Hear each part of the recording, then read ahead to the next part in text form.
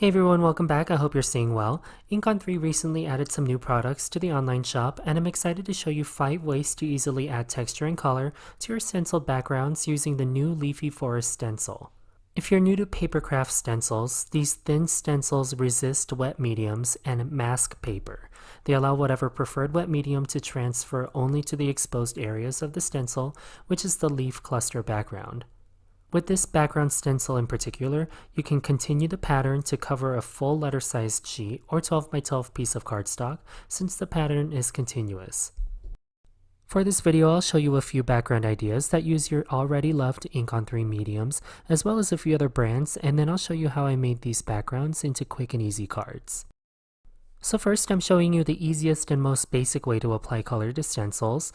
I have a piece of 4 1/4 by 5 1/2 white cardstock taped to my glass media mat. Then I'll take my stencil and overlay it on the white cardstock, making sure I have full coverage. I use washi tape to hold down the stencil, and no need for anything fancy. In fact, I get the really cheap stuff so that I can remove it easily from my cardstock without adhesive residue or tearing my paper. But anyway, I'll grab Ink on 3 Atelier Fusion inks and do some ink blending. I'm using Goddess Green and Bee Sting Yellow for a green to yellow gradient with some ink blending sponges. There are many ink blending tools on the market, but these foam tools are easily accessible at big box crafting stores.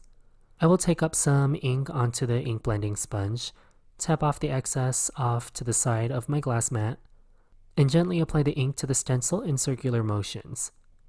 Starting with the lighter Bee Sting Yellow, I'll diffuse it 2/3 of the way up, then use my darker Goddess Green and move it 2/3 of the way down over the lighter Bee Sting Yellow. This won't take long at all, and I'll check to make sure I have sufficiently inked the background by lifting part of the stencil. Once I'm happy with the ink blend, I'll carefully lift the stencil off my paper, and that finishes this first background. Don't wash off your stencil yet, we will use it in about 43 seconds. Now you can leave this as is, but I like to take the ink that I dabbed off the foam tool and add some water to it. Then I'll use this suspended ink to add splatters onto my background. This helps hide any ink blending boo-boos if you blend hard like I do. Now you can use the ink that remains on the stencil to quote stamp onto another piece of cardstock. I have a piece of cheap student grade watercolor paper taped to my glass mat. I will get a misting bottle and gently mist the watercolor paper, not enough to create puddles, but so that the surface shines and holds water on the surface.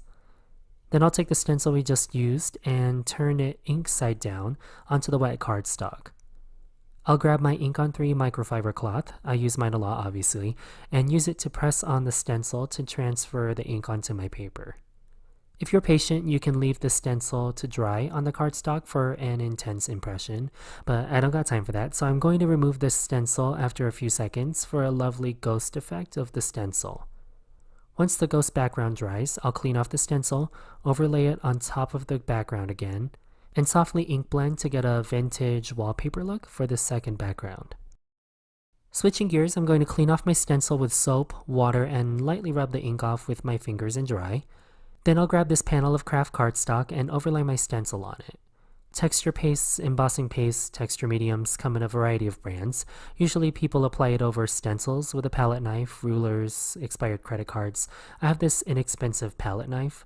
You can apply this embossing paste as is over your stencil, but what I'll do is add 2 dollops onto my glass mat and then grab the Twiggy Brown and Goddess Green Atelier watercolor refills. After vigorously shaking both bottles, I'll add a drop and a half to each portion of embossing paste.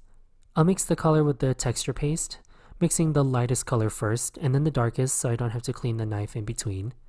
Once I have a uniform color, I'll pick up a workable portion and scrape the paste onto the open spaces of the stencil. Depending on the tool or the thickness of your paste, you'll need to hold the tool so that the knife edge makes consistent and even contact with the stencil. As a result, you'll get a flat and clean print. Where Twiggy Brown and Goddess Green meet, I'll diffuse the embossing paste by going over these edges with the knife until I get an even transition. When you're finished, scrape off as much of the excess as you can, clean off the stencil and work surface, and set the cardstock over to the side to dry according to your embossing paste instructions. Keep in mind that adding liquid to your embossing paste does extend the drying time a little bit. Similar to the embossing paste, there are other glaze mediums on the market. You can use additives, but in this case, this glaze has opalescent glitter mixed into it and dries clear.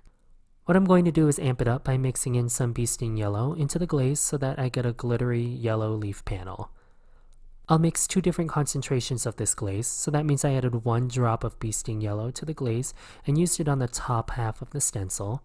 Then I'll scoop out more glaze and add 2 drops of bee sting yellow to get more intense yellow. So now I have a yellow gradient that is really glimmery. I'll remove and clean the stencil, then set this panel to dry as well.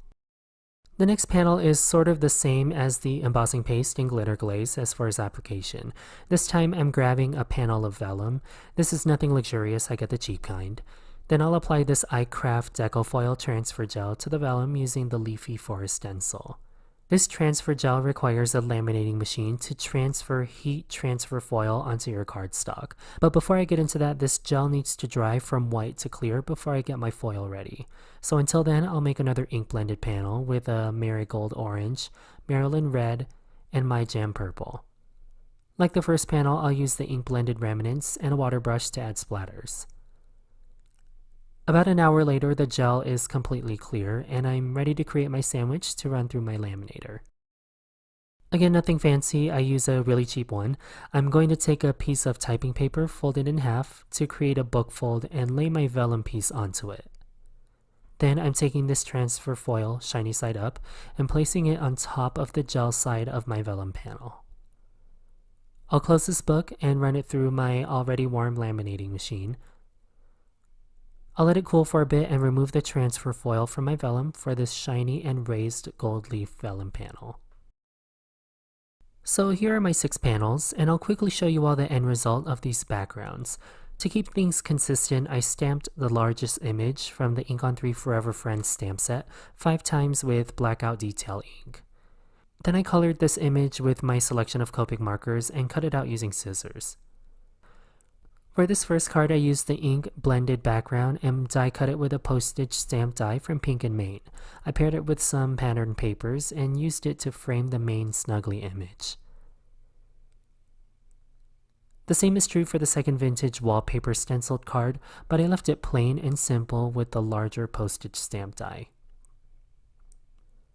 For the third and fourth card, I die cut a circle from the embossing paste and glitter glaze panel and coordinated the cardstock with other panels of pattern paper. For the final card, I left the majority of the cardstock on my card front and overlaid the foil panel on top of the Autumn Palette ink blended panel. And those are my final 5 card projects using Ink on 3 Leafy Forest Stencil. If you coordinate your drying times for the larger wet panels, working up these 5 cards will take no time at all. I have all of the Ink on 3 materials linked in the description box below. While you're there, please make sure to subscribe, like this video, and let me know which stencil technique is your favorite in the comments below.